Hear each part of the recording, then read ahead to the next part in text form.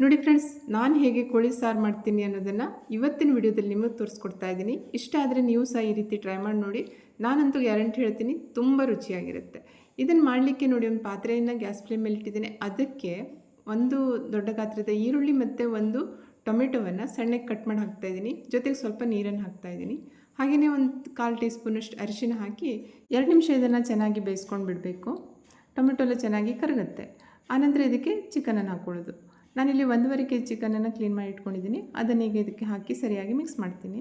ಹಾಗೆಯೇ 1 ಸ್ಪೂನಷ್ಟು ಉಪ್ಪನ್ನು ಕೂಡ ಹಾಕ್ತಾಯಿದ್ದೀನಿ.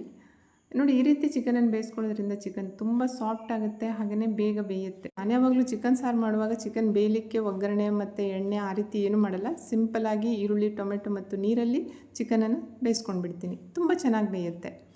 ಈಗ ನೋಡಿ, ನಾನಿಲ್ಲಿ ಒಂದು ತೆಂಗಿನಕಾಯಿ ತುರಿಯನ್ನು ತೆಗೆದುಕೊಂಡಿದ್ದೀನಿ. ಇದು ಫ್ರೆಶ್ ತೆಂಗಿನಕಾಯಿ ತುರಿ.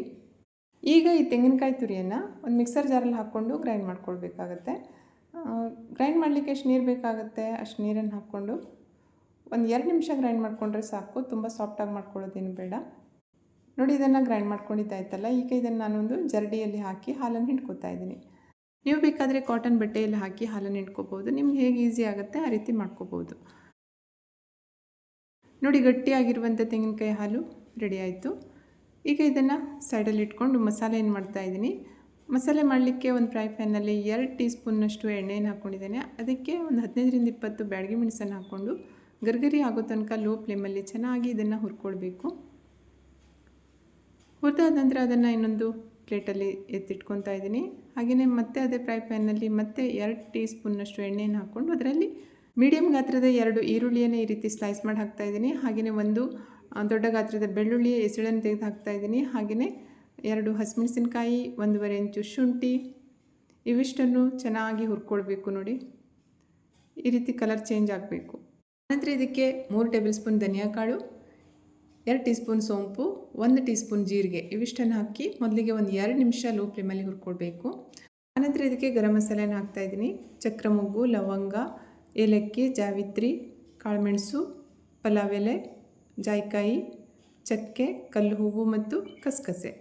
ನೋಡಿ, ನಾನು ಮಾಡೋ ಚಿಕನ್ ಸಾರು ಈ ರೀತಿಯಾಗಿರುತ್ತೆ. ಇಷ್ಟು ಗರಂ ಮಸಾಲೆ ನನಗೆ ಚಿಕನ್ ಸಾರು ಮಾಡಲಿಕ್ಕೆ ಬೇಕೇ ಬೇಕು. ಇಷ್ಟನ್ನು ಹಾಕಿದಾಗ ಮಾತ್ರ ಸಾರು ಒಳ್ಳೆ ಪರಿಮಳ ಬರುತ್ತೆ. ಹಾಗೆಯೇ ಟೇಸ್ಟು ತುಂಬಾ ಚೆನ್ನಾಗಿರುತ್ತೆ. ಇದನ್ನೊಂದು 2 ನಿಮಿಷ ಲೋ ಫ್ಲೇಮಲ್ಲಿ ಹುರಿದು ಆದ ನಂತರ ಇದನ್ನು ಈಗ ಫ್ಲೇಮಿಂದ ಕೆಳಗಡೆ ಇಳಿಸ್ಕೊಂಡು ಬಿಡಬೇಕು. ಇದು ಪೂರ್ತಿಯಾಗಿ ತಣ್ಣಗಾಗೋ ತನಕ ಹಾಗೆ ಬಿಟ್ಬಿಡಬೇಕು. ಈ ಕಡೆ ನೋಡಿ, ಮೊದಲಿಗೆ ಹುರಿದಿಟ್ಕೊಂಡಿರುವಂಥ ಮೆಣಸು ಪೂರ್ತಿಯಾಗಿ ತಣ್ಣಗಾಗಿದೆ. ಅದನ್ನೀಗ ಗ್ರೈಂಡ್ ಮಾಡ್ಕೊಂಡು ಬಿಡೋಣ. ನೋಡಿ, ಮೆಣಸನ್ನು ಸ್ವಲ್ಪ ಗ್ರೈಂಡ್ ಮಾಡ್ಕೊಂಡಿದ್ದಾಯಿತು. ಅದರ ಜೊತೆಗೆ ಈಗ ಹುರಿದಿಟ್ಕೊಂಡಿರುವಂಥ ಗರಂ ಮಸಾಲೆ ಉಂಟಲ್ಲ, ಅದನ್ನು ಹಾಕಿ ಅದರ ಜೊತೆಗೆ ಒಂದು ಟೊಮೆಟೊವನ್ನು ಈ ರೀತಿ ಕಟ್ ಮಾಡಿ ಹಾಕ್ತಾಯಿದ್ದೀನಿ. ಜೊತೆಗೆ 6-7 ಗೋಡಂಬಿಯನ್ನು ಹಾಕ್ತಾಯಿದ್ದೀನಿ. ಗೋಡಂಬಿ ಹಾಕೋದು ಆಪ್ಷನಲ್ಲು, ನಿಮಗೆ ಬೇಕಾದರೆ ಹಾಕ್ಕೊಳ್ಳಿ, ಬೇಡ ಅಂದರೆ ಹಾಕದಿದ್ರೂ ನಡೆಯುತ್ತೆ. ಹಾಕೋದ್ರಿಂದ ಸಾರು ಒಳ್ಳೆ ಟೇಸ್ಟ್ ಬರುತ್ತೆ. ಜೊತೆಗೆ ಗ್ರೈಂಡ್ ಮಾಡಲಿಕ್ಕೆ ಎಷ್ಟು ನೀರು ಬೇಕಾಗುತ್ತೆ ನೋಡಿ, ಅಷ್ಟು ನೀರನ್ನು ಹಾಕ್ಕೊಂಡು ಈ ರೀತಿ ಸ್ಮೂತಾಗಿ ಇದನ್ನು ರುಬ್ಕೊಂಡು ಬಿಡಬೇಕು. ನೋಡಿ, ಆವಾಗಲೇ ಬೇಯಲಿಕ್ಕೆ ಇಟ್ಟಿರುವಂಥ ಚಿಕನ್ ಚೆನ್ನಾಗಿ ಬೆಂದಿದೆ. ಈಗ ಗ್ಯಾಸ್ ಫ್ಲೇಮನ್ನು ಆಫ್ ಮಾಡಿ 2 ನಿಮಿಷ ಹಾಗೆ ಬಿಡಬೇಕು. ಆನಂತರ ಇದಕ್ಕೆ ತೆಂಗಿನಕಾಯಿ ಹಾಲನ್ನು ಹಾಕಬೇಕು. ಕುದೀತಾ ಇರುವಾಗಲೇ ತೆಂಗಿನಕಾಯಿ ಹಾಲು ಹಾಕಿಬಿಟ್ರೆ ಅದು ಒಡೆದೋಗ್ಬಿಡುತ್ತೆ. ಅದಕ್ಕಾಗಿ ಅದು ಸ್ವಲ್ಪ ತಣ್ಣಗಾದ ನಂತರ ಅದಕ್ಕೆ ತೆಂಗಿನಕಾಯಿ ಹಾಲು ಮತ್ತು ಗ್ರೈಂಡ್ ಮಾಡ್ಕೊಂಡಿರುವಂಥ ಮಸಾಲೆಯನ್ನು ಹಾಕಿ ಸರಿಯಾಗಿ ಮಿಕ್ಸ್ ಮಾಡ್ಕೊಬಿಡಬೇಕು. ಅಲ್ಲಿ ಮಿಕ್ಸರ್ ಜಾರಲ್ಲಿರುವಂಥ ಮಸಾಲೆಗೆ ಸ್ವಲ್ಪ ನೀರನ್ನು ಹಾಕಿ ತೊಳೆದು ಹಾಕ್ತಾಯಿದ್ದೀನಿ. ಮತ್ತು ಪುನಃ ಅದನ್ನು ಸರಿಯಾಗಿ ಮಿಕ್ಸ್ ಮಾಡಬೇಕು.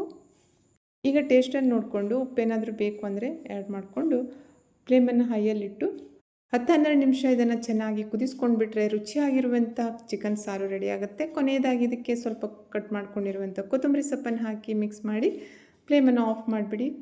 ಘಮ ಅಂತಿರೋ ಚಿಕನ್ ಸಾರು ಅನ್ನದ ಜೊತೆ ಅಥವಾ ಚಪಾತಿ, ರೊಟ್ಟಿ, ಪರೋಟ ಇವುಗಳ ಜೊತೆ ತಿನ್ನಲಿಕ್ಕೆ ಚೆನ್ನಾಗಿರುತ್ತೆ. ಟ್ರೈ ಮಾಡಿ ನೋಡಿ. ರೆಸಿಪಿ ಇಷ್ಟ ಆದರೆ ಚಾನಲ್ಗೆ ಸಬ್ಸ್ಕ್ರೈಬ್ ಆಗಿ, ವಿಡಿಯೋವನ್ನು ಲೈಕ್ ಮತ್ತು ಶೇರ್ ಮಾಡಿ. Thank you.